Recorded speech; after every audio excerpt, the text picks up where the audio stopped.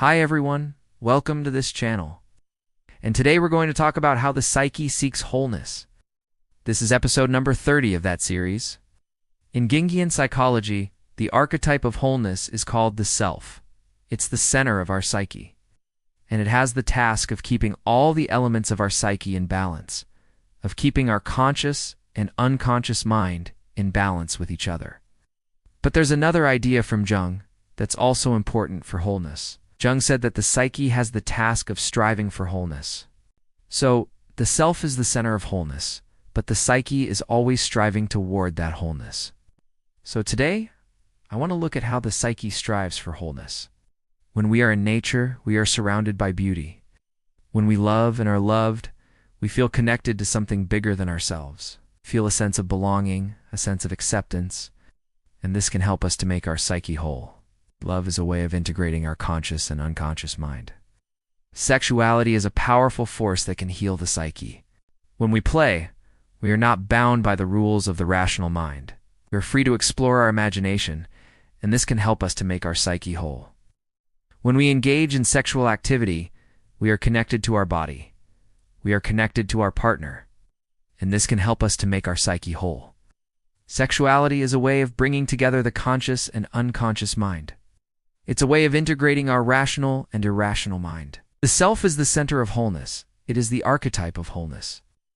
And Jung said that the self has a feminine character. It's also creative, it's intuitive, it's emotional, and it's also a source of great strength. The feminine character is a source of great wisdom. It knows how to heal, how to nurture, how to care for the psyche. Now, in Jungian psychology, the feminine character is not just a woman, it's a way of being. It's a way of relating to the world, and it's a way of relating to oneself. And this can help us to achieve a state of wholeness. It's a way of bringing together the rational and the irrational. And if you'd like to leave a comment, please do. I always appreciate hearing what you have to say. Thanks again for watching. Bye. It cries out for wholeness. And if it can find wholeness, if it can find the self, then it can be healed. And this can help us to achieve a state of wholeness. We live in a culture that values the masculine character. We value strength and power and control. We value rationality and objectivity. We value achievement and success. We don't value the feminine character. We don't value nurturing and caring and compassion. We don't value creativity and intuition and emotion. And this creates a problem for the psyche, because the psyche needs both the masculine and the feminine. It needs both rationality and emotion. It needs both strength and gentleness. When we participate in ceremony, we are reminded of our place in the universe. When we help others, we are connected to something bigger than ourselves. It is a way of giving up our resistance to the flow of life. Things like planning and organizing, keeping busy, achieving success, gaining power, getting money. These are all things that the psyche does to defend itself against wholeness. So the psyche seeks wholeness in very different ways than it defends itself against wholeness. When we surrender, we let life happen to us. We let go of our need to control, and this can help us to make our psyche whole. We are connected to our community, and this can help us to make our psyche whole. We are reminded that we are part of something bigger than ourselves, and this can help us to make our psyche whole. We are reminded of the interconnectedness of all things. We realize that we are part of something bigger than ourselves, and this can help us to heal our psyche, to make it whole. The psyche needs to be nurtured, to be loved, to be cared for. When the psyche is neglected, when it is not given what it needs, then it will lash out. It will act out. It will try to defend itself against wholeness. But when the psyche is nurtured, when it is loved, when it is cared for, then it will thrive. It will grow. It will move toward wholeness. When we play, we are not bound by the rules of the rational mind.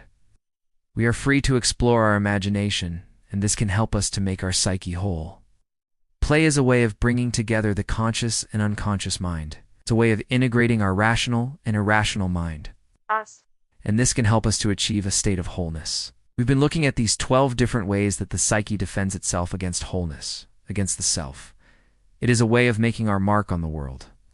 When we work, we are focused and absorbed in what we are doing. We are not thinking about our problems or our worries. And this can help us to make our psyche whole. Work is a way of bringing together the conscious and unconscious mind. It's a way of integrating our rational and irrational mind. And this can help us to achieve a state of wholeness. Now, I'm not saying that wholeness is an addiction, or that the psyche is addicted to wholeness. They are a way of exploring the hidden depths of our psyche. And when we explore our dreams, we can begin to understand our unconscious mind better. We can begin to integrate our unconscious mind into our conscious mind, and this can help us to make our psyche whole. What I'm saying is that there are some similarities between the two lists, and maybe we can learn something from this. And so, I thought it would be interesting to do the opposite.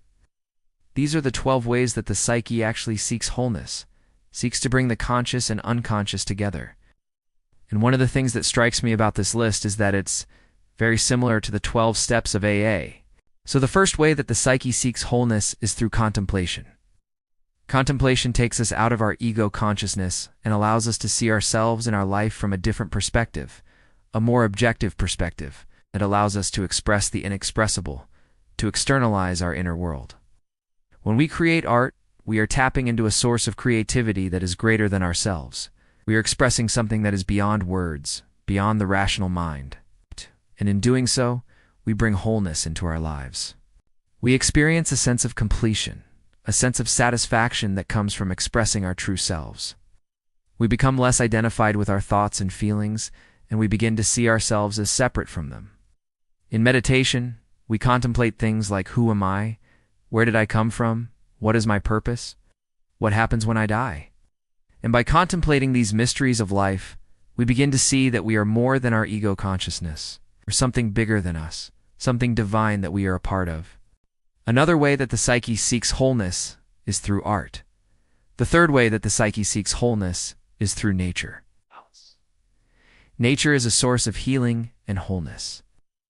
Another way that the psyche seeks wholeness is through play. Play is a way of expressing our creativity. It is a way of exploring our inner world.